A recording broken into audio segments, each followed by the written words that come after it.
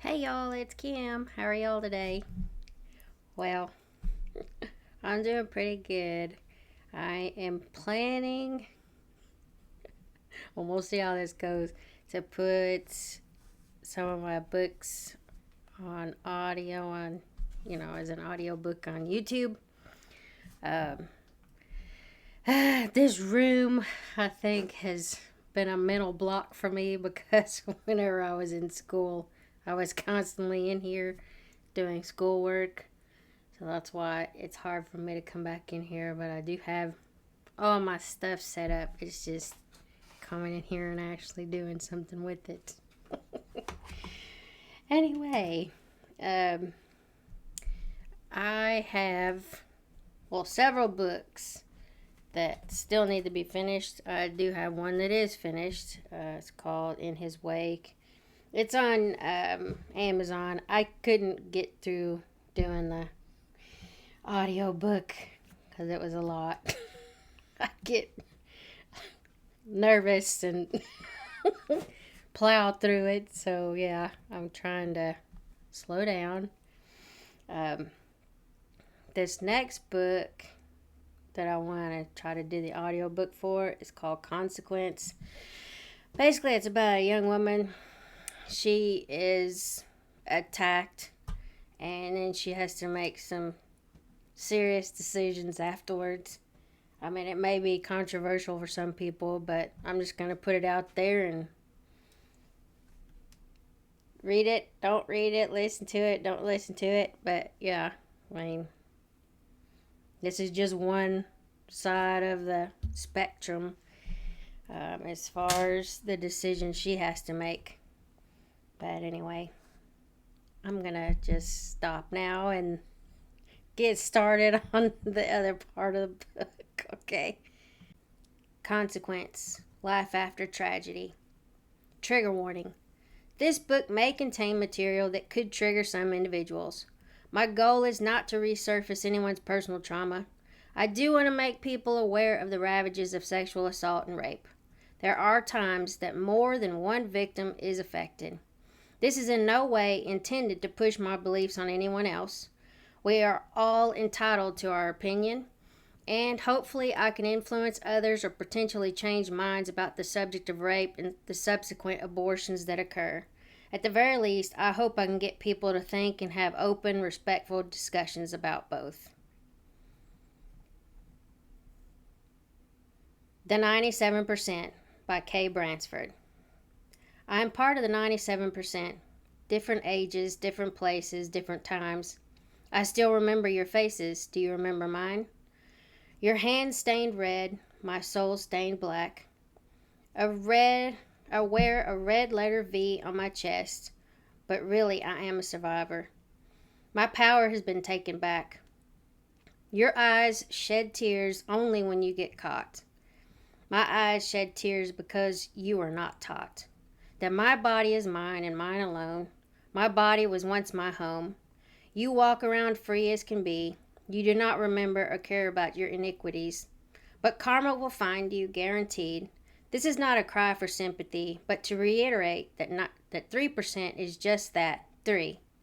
To the men, women, and everyone in between, we must do better as a society, to fight for justice for those who cannot speak up, and hold those accountable for messing things up. Our power and strength can be found within when we stand united in the 97%.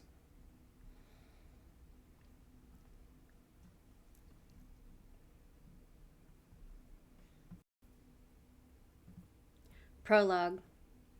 My legs dangle from the end of the exam table. I still have my socks on. Enough of my dignity has been stolen. It's the least I can do to keep them on. I have on a hospital gown open to the front with a paper sheet across my lap, clutching the paper sheet with the gown closed tightly across my chest. Every movement makes the paper below me crinkle. I feel the hot rush of tears as I relive it. I feel like I'm going to be violated all over again. There's a knock at the door. Come in. In walks a woman with a gentle smile. She's older and looks motherly. Short, blonde hair with light blue eyes. Seeing her makes me miss my mom. She introduces herself. I'm Connie Bowles, the sexual assault forensic examiner. I will be performing your exam today. She moves closer to the table, but gives me space. Through tears, okay. The reality of why I'm here finally breaches the dam of my tear ducts. My job is to collect samples for the DNA testing. I will walk you through this step by step. I will warn you before I touch you. We will finish up with some pictures at the end. Honey, I don't want to have to do this any more than you want me to, but if we have any chance of catching the guy who did this to you, I have to do my exam. Can you lay back for me? I nod. I lie down as she requests. Tears are rolling down the side of my face into my hair. I throw my arm over my eyes and breathe. Scoot your bottom to where you feel my hand at the end of the table. I do as she asks. I'm going to move your gown so that I can do my visual exam first. I feel cool air on my skin as she lifts it up and away from my legs. She guides my feet into the stirrups. Relax your knees. Right now I'm just looking. I relax as much as I can, knowing that someone already violated me. I can't help the trembling I feel.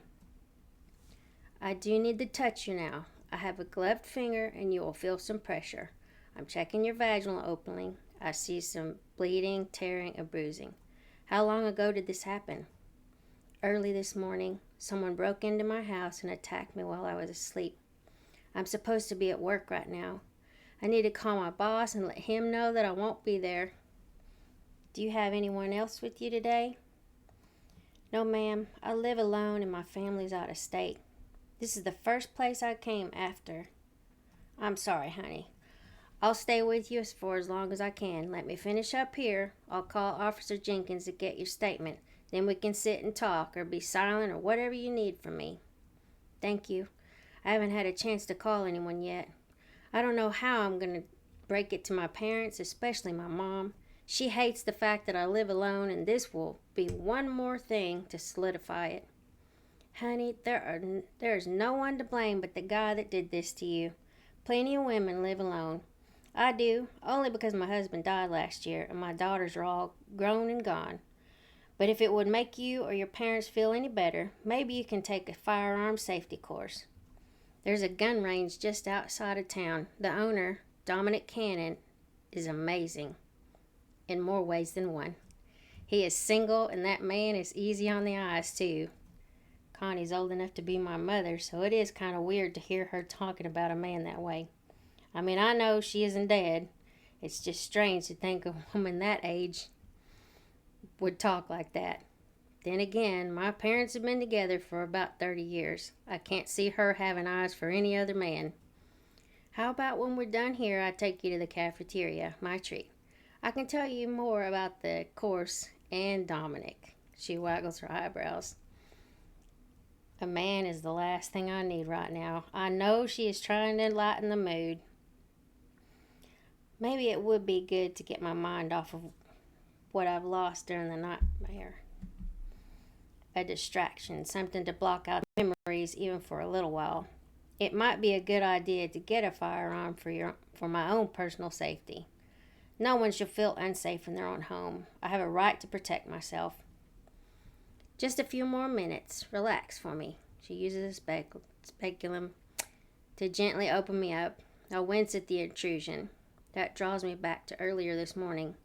A couple of swabs and then I'll be done with this part. I need to take blood samples, clip your nails, and then take some pictures.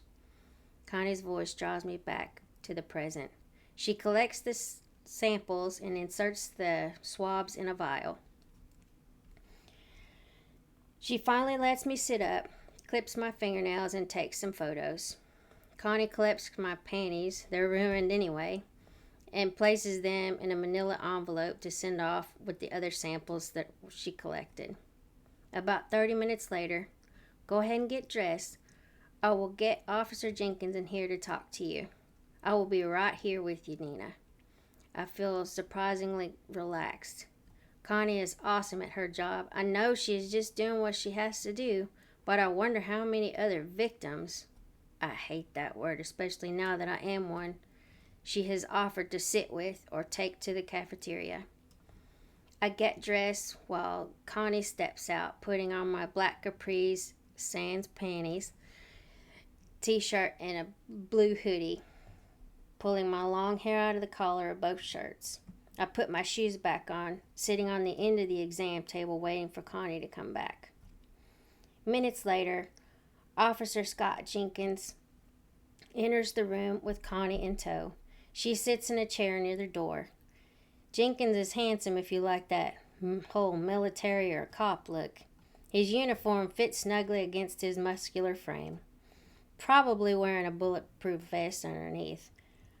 His biceps are giving that shirt a run for its money.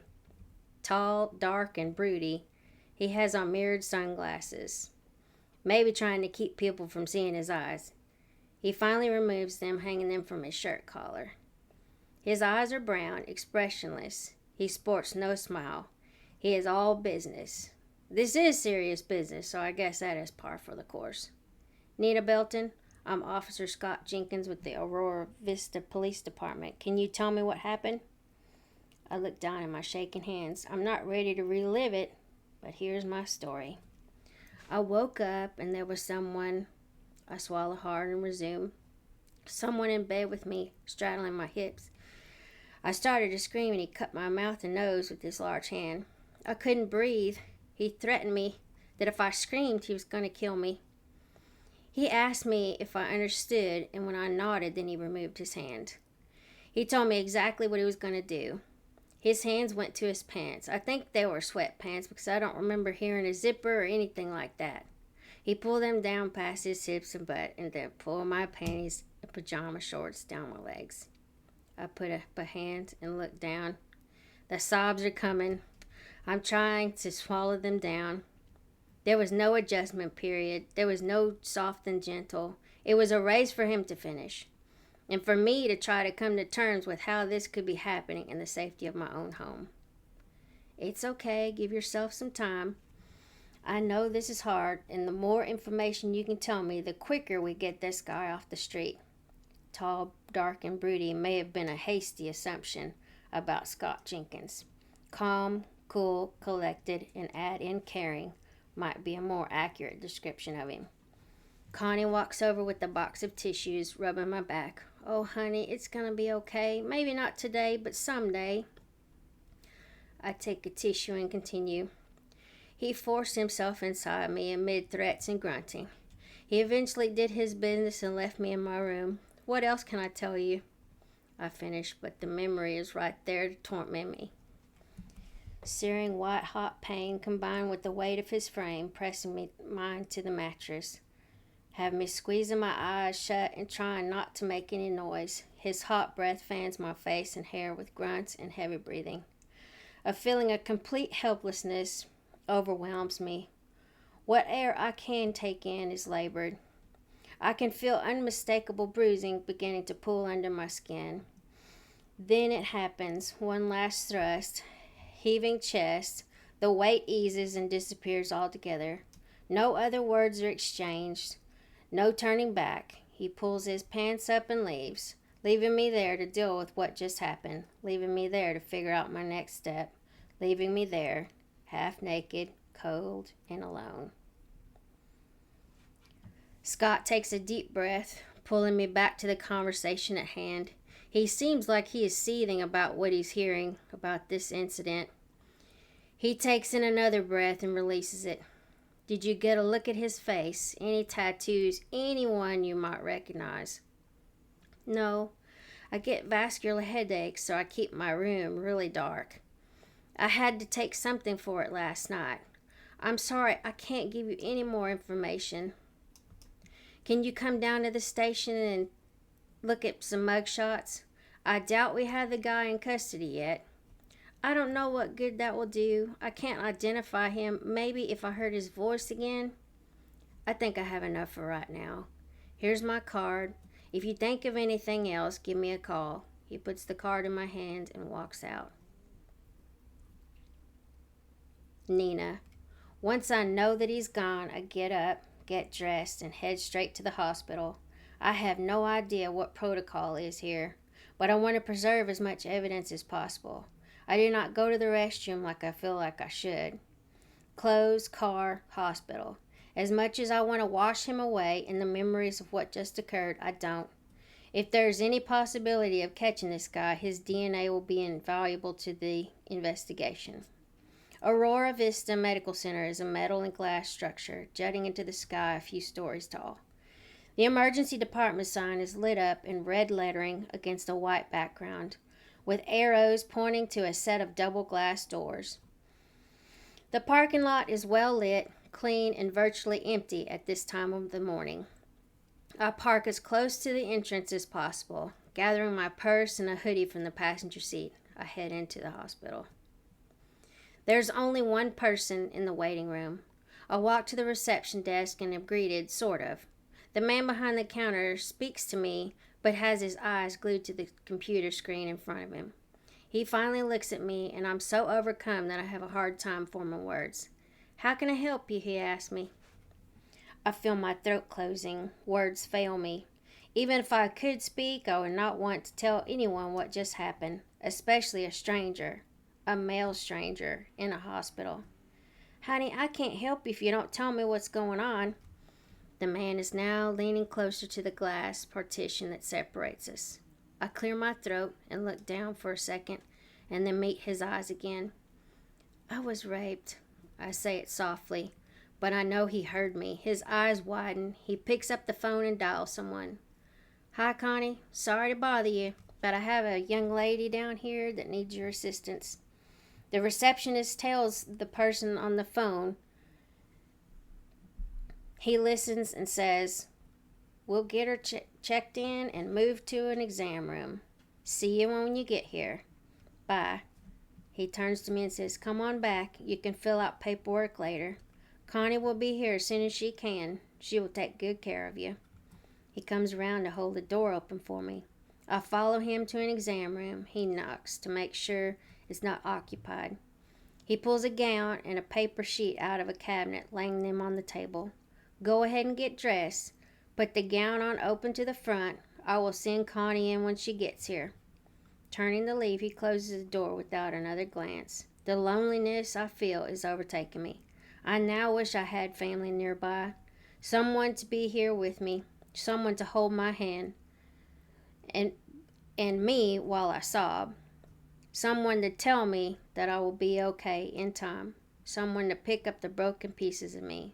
Someone willing to put me back together.